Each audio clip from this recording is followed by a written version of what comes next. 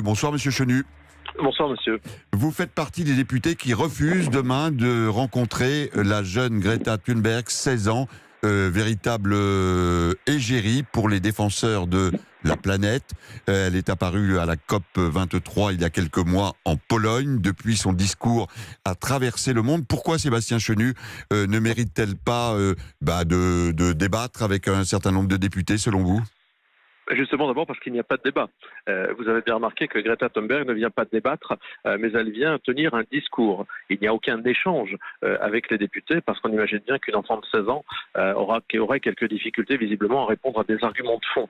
Mais ça, c'est la forme, et même si je ne lui reconnais qu'une légitimité médiatique, je note que cette jeune femme n'apporte rien dans le débat, n'apporte pas de faits chiffrés, n'apporte pas de solutions. Elle vient tirer une sonnette d'alarme, comme Elle avant apporte peut-être une prise de conscience. Elle apporte peut-être, Sébastien Chenu, une prise de conscience que les députés ou les hommes politiques n'ont pas suffisamment en tête.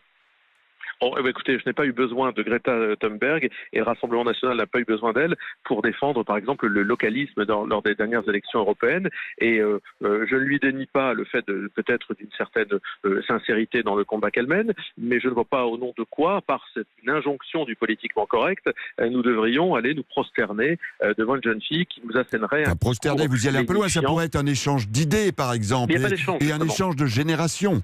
Vous, en tant qu'ancien, entre guillemets, et responsable politique, de pouvoir écouter les propos et son émotion adolescente sur cette question. C'est son monde à elle, celui de demain.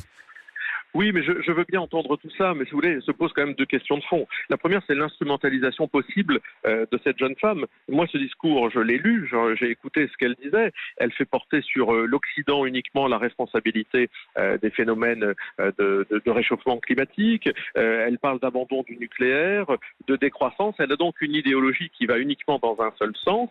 Et moi, je pense que cette idéologie, elle n'est pas, évidemment, elle peut être remise en cause. Donc, si vous voulez, cette idéologie, elle ne va que dans un sens, et ça me pose question sur qui il y a derrière Greta Thunberg, car on ne me fera pas évidemment croire qu'une jeune femme de 16 ans peut se balader innocemment à travers toute la planète, tenir des conférences sans être contredite, sans qu'il n'y ait pas derrière quelques manipulations. Et puis la deuxième chose... Attendez, Sébastien Chenu, oui, allez-y, deuxième argument. Oui, la deuxième chose, c'est pour la France.